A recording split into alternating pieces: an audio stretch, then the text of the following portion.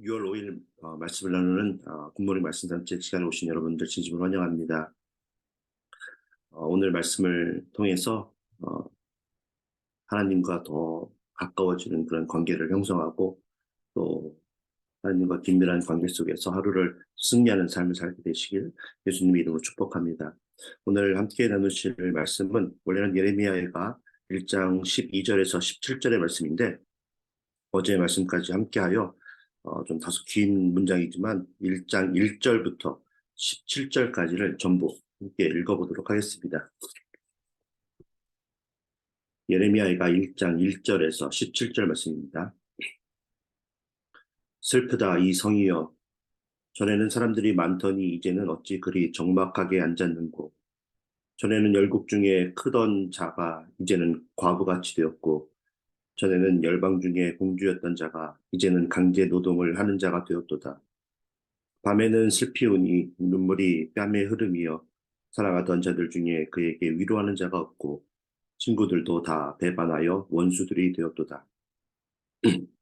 유다는 환난과 많은 고난 가운데 사로잡혀 갔도다.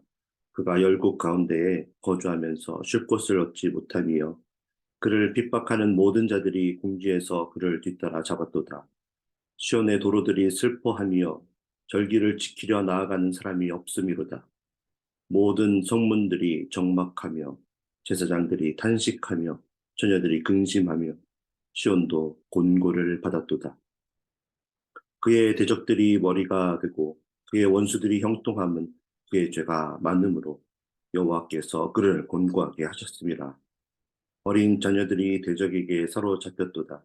딸 시온의 모든 영광이 떠나가며 그의 지도자들은 꼴을 찾지 못한 사슴들처럼 뒤쫓는 자 앞에서 힘없이 달아났도다. 예루살렘이 환난과 유리한 고통을 당하는 날이 옛날의 모든 즐거움을 기억하였으며 그의 백성이 대적의 손에 넘어졌으나 그를 돕는 자가 없었고 대적들은 그의 멸망을 비웃는도다. 예루살렘이 크게 범죄함으로 조속거리가 되었으니 전에 그에게 영광을 돌리던 모든 사람이 그의 벗었음을 보고 업신여기며 그는 탄식하며 물러가는도다. 그의 더러운 것이 그의 옷깃에 묻어 있으나 그의 나중을 생각하지 아니하며 그러므로 놀랍도록 낮아졌고 또 그를 위로할 자가 없도다. 여호와여 원수가 스스로 큰 채하오니 나의 환난을 감찰하소서. 대적이 손을 펴서 그의 모든 보물들을 빼앗았나이다. 주께서 이미 이방인들을 막아 주의 성회에 들어오지 못하도록 명령하신 그 성소에 그들이 들어간 것을 예루살렘이 보았나이다. 그 모든 백성이 생명을 이으려고 보물로 먹을 것들을 바꾸었더니 지금도 탄식하며 양식을 구하나이다.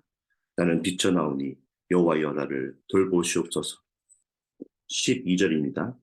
지나가는 모든 사람들이여 너희에게는 관계가 없는가? 나의 고통과 같은 고통이 있는가 볼지어다. 여호와께서 그의 진노하신 날에 나를 괴롭게 하신 것이로다. 높은 곳에서 나의 골수에 불을 보내어 이기게 하시고 내 발 앞에 그물을 치사 나로 물러가게 하셨으며 종일토록 나를 피곤하게 하여 황폐하게 하셨도다. 내 죄악의 멍에를 그의 손으로 묶고 얽어 내 목에 올리사 내 힘을 피곤하게 하셨으며 내가 감당할 수 없는 자의 손에 주께서 나를 넘기셨도다. 주께서 내 영토한 나의 모든 용사들을 없는 것 같이 여기시고 성회를 모아 내 청년들을 부수시며 처녀 딸 유다를 내 주께서 술틀에 밟으셨도다.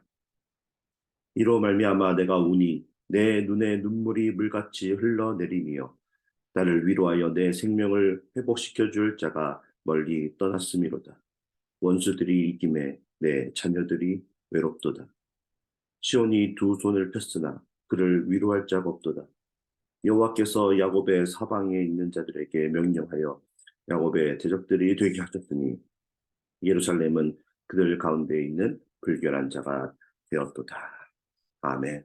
이는 살아계신 하나님의 말씀입니다. 오늘부터 이제 우리는 에레미야 애가를 2주 동안 함께 묵상하며 우리의 삶에서 완전히 자유할 수 없는 이 슬픔이라는 감정이 어떻게 하나님께 표현되었을 때 그 슬픈 감정이 우리의 신앙의 자세를 바꾸고 하나님과 깊은 관계로 승화될 수 있는지에 대해서 함께 시간을 갖도록 하겠습니다. 이를 위해서 우리는 에레미야 애가의 말씀을 나누기 전에 이 책이 쓰여지게 된 동기가 무엇인지, 그리고 이 책이 가지고 있는 특별한 특징이 무엇인지를 우리가 살펴볼 필요가 있어서 잠깐 함께 살펴보고자 합니다. 예레미야 애가의 원래 히브리 원전의 그 제목은 이 책의 1장 1절의 첫 단어로 쓰이고 있는 에카였습니다. 에카의 뜻은 바로 혹은 오호라 라는 등의 놀람과 슬픔을 직설적으로 그렇게 드러내는 감탄사입니다. 여러분 보시면 2장 1절과 또 4장 1절에도 이 에카라는 단어로 그 시가 시작되고 있습니다. 그래서 여러분들이 에레미야 애가를 이제 1장에서 5장까지 이제 묵상을 해보면 아시겠지만 이 책은 5개의 슬픔을 노래하는 각각의 시가 묶여져서 만들어진 책이라는 것을 여러분이 발견할 수 있게 됩니다. 그래서 한국어 성경에서도 이 책의 제목을 애가, 즉 슬픈 노래의 시라고 한 것입니다. 그런데 이 책이 얼마나 짜임새가 있게 잘 지어진 시인가 하면 애가의 1장과 2장 그리고 4장과 5장이 전부 22절, 22개의 절로 이루어져 있는데 그 이유가 히브리어의 알파벳으로 시작을 하고 있기 때문입니다. 이게 무슨 말인가 하면 각 장마다 1절은 히브리어의 A에 해당하는 알레프로 시작하는 단어로 시작을 하고 2절은 B에 해당하는 알파벳 B에 해당하는 탑으로 시작을 하고 또 3절은 C에 해당하는 기멜로 죄송합니다. 2절은 B에 해당하는 베트로 시작을 하고 있고 3절은 C에 해당하는 기멜로 시작을 합니다. 그러니까 이제 마지막 22절은 이제 히브리어의 마지막 알파벳인 탑으로 시작을 하는 것이죠. 그런 식으로 이제 각 장의 그 각 절을 히브리어의 알파벳 순서대로 그 문장을 시작하고 있는 것입니다. 그리고 3장은 22의 3배인 66절로 이루어져 있으면서 애가를 통해서 전달하고 싶은 말씀의 핵심을 담아내고 있습니다. 여러분이 너무나 잘 알고 있는 3장 22절과 23절의 말씀을 통해 이러한 고통과 슬픔이 우리를 사랑하시고 또 구원하시고자 하시는 하나님의 신실하심이라는 그런 놀라운 고백을 하고 있습니다. 제가 한번 읽어보겠습니다. 여호와의 인자와 긍휼이 무궁하심으로 우리가 진멸되지 아니함이니이다. 이것들이 아침마다 새로우니 주의 성실하심이 크시도이소이다. 그렇게 애가의 저자는 견딜 수 없는 그 고통과 슬픔의 감정을 마구 토해내는 것에만 애를 쓰고 있는 것처럼 보이지만 그 안에서 하나님의 뜻과 진리를 찾고 있습니다. 그래서 그 잘 다듬어지고 그 절제된 그 문장과 시적 구성으로 그 슬픔을 계속해서 표현해내고 있습니다. 그럼 도대체 무엇이 이처럼 저자의 마음을 슬프게 하여 애가를 쓰게 한 것일까요? 바로 예루살렘의 도시와 성전이 바벨론에 의해서 파괴된 것을 보고 이처럼 슬퍼하고 있습니다. 우리는 열왕기하 25장을 통해서 예루살렘이 어떻게 바벨론에 의해서 처참하게 무너지고 있는지를 알 수 있는데요.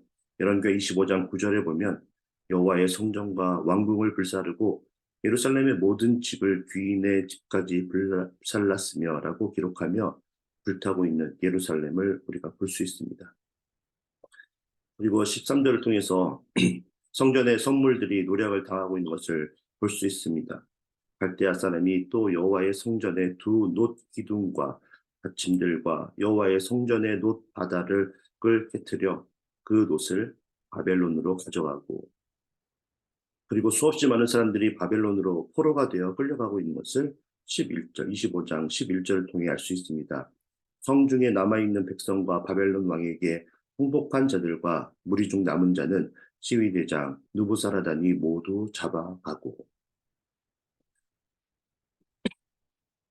그렇게 예루살렘은 바벨론 제국에 의해 처참하게 짓밟히게 되었습니다. 그리고 오늘의 본문 예레미야 1장은 그 직후에 참담한 상황을 여러 가지 그런 시적 기법을 사용해서 1절에서 8절을 통해 다음과 같이 노래하고 있습니다. 1절에서는 과거 다윗과 솔로몬 시대의 그 번영과 영광과 존귀한 그 모습이 이제 폐허와 수치와 또 비천한 신세로 전락하게 되었다고 슬픔으로 노래합니다. 2절에서는 이스라엘의 주변국들 중에 그 누구도 함께 싸워주거나 위로하는 자가 없어 밤새 눈물을 쏟으며 슬퍼하고 있다고 노래합니다. 3절에서는 더 이상 도망갈 곳이 없는 궁지에 몰려서 이제 쉴 곳이 없는 혼란과 많은 고난 가운데로 포로로 잡혀가게 된 그 처지를 슬픔으로 노래하고 있습니다. 4절에서는 절기를 지키려고 사람들로 가득했어야 했던 그 예루살렘 성전으로 가는 그 도로가 이제는 슬픔으로만 가득한 적막한 곳이 되었다고 시온마저도 폐허가 된 상황을 슬픔으로 노래합니다. 그런가 하면 6절에서는 지도자들을 꼴을 찾지 못한 사슴으로 비유하고 있습니다. 이 내용은 열왕기하 25장 6절에서 7절에서 기록하고 있는 바벨론이 성읍을 에워쌌을 때 시드기야와 또 그의 가족들 그리고 귀족들이 도망을 쳤으나 결국 잡히게 되어서 시드기야의 아들들은 죽게 되고 시드기야는 두 눈이 뽑히는 그 처참한 일을 당하게 되었는데 그 슬픔을 비유하여 노래하고 있는 것입니다. 그리고 계속해서 7절에서 8절을 통해 그렇게 고통을 당하는 이스라엘을 위해 도와주는 자는 하나도 없고 오히려 조롱과 비아냥거림만이 남게 된 처지를 한탄하며 슬픔으로 노래하고 있습니다. 여러분, 저자가 과거 번영했던 예루살렘의 모습을 회상하면서 현재의 참담한 상황과 비교하며 탄식과 슬픔으로 노래를 하고 있는데 그 저자의 그 감정을 우리가 그대로 느낄 수 있지 않습니까?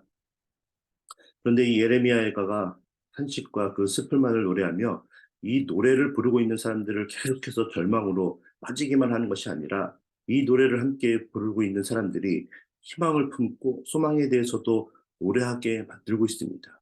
그 이유는 바로 그 슬픔을 당하게 된 그 원인을 바르게 찾아서 함께 노래하고 있기 때문입니다. 이게 무슨 말인가 하면 바벨론에 의해서 멸망당하게 된 이유가 자신들의 군사력이 약하거나 혹은 동맹국의 그 결속력이 약해서가 아니라 5절에서 그의 죄가 많음으로 여호와께서 곤고하게 하셨기 때문이었다고 고백을 합니다. 자신들의 죄 때문이라는 것입니다. 8절에서는 예루살렘이 크게 범죄하였기 때문에 조속거리가 되었다고 고백을 합니다. 그렇습니다. 자신들의 군사력이 약해서 멸망당하게 되었다고 엉뚱한 그 원인을 만약에 찾아서 말하고 있다면 시를 통해서 조금 더 훈련을 하지 못한 것에 조금 더 좋은 무기들을 비축하지 못한 것을 후회하며 그것을 한탄하는 노래를 불렀을 것입니다. 그러나 이 모든 것이 자신들이 악해서 하나님께서 내리시는 징벌이라는 것을 깨달은 저자였기 때문에 그리고 그 죄를 용서하시고 해결해 주실 수 있는 분은 오직 한 분 여호와 하나님밖에 없다는 사실을 알고 있었기 때문에 저자는 9절에서 여호와 하나님께 자신의 환난을 감찰하여 달라고 요청하고 있고 또 11절에서는 여호와 하나님께 돌보심을 간구하고 있습니다. 이것이 바로 오늘 말씀을 통해서 우리가 깨달아야 할 첫 번째 하늘의 지혜입니다. 여러분 중에 혹시 감당할 수 없는 고통과 그 고난 중에서 슬픔을 노래하며 하루하루를 눈물로 지내고 계신 분이 계십니까? 과거에 누렸던 부와 명예에서 헤어나오지를 못하고 그때의 영광만을 되찾기 위해 지금 당하는 고난의 억울함과 또 부당함만 주장하며 인생을 탓하고 또 하나님을 탓하는 인생을 살고 계신 분이 계십니까? 오늘 말씀은 우리에게 분명하게 말씀해주고 있습니다. 고난으로 인해 슬픔에 빠져 있다면 혼자 그 모든 것을 감당해 보겠다고 해결해 보겠다고 움켜쥐고 슬픔의 구렁텅이로 빠져들어가지 말고 그 슬픈 마음을 노래로 표현하라고 말입니다. 그런데 그 슬픔을 하나님께 토해내야 합니다.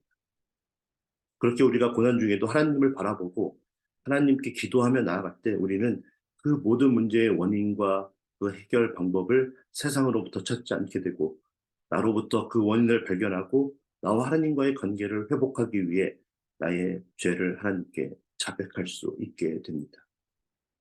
그리고 그렇게 우리가 죄인의 눈물로 하나님께 회개의 노래를 부를 때에 하나님께서는 용서와 사랑으로 반드시 화답해 주실 것입니다.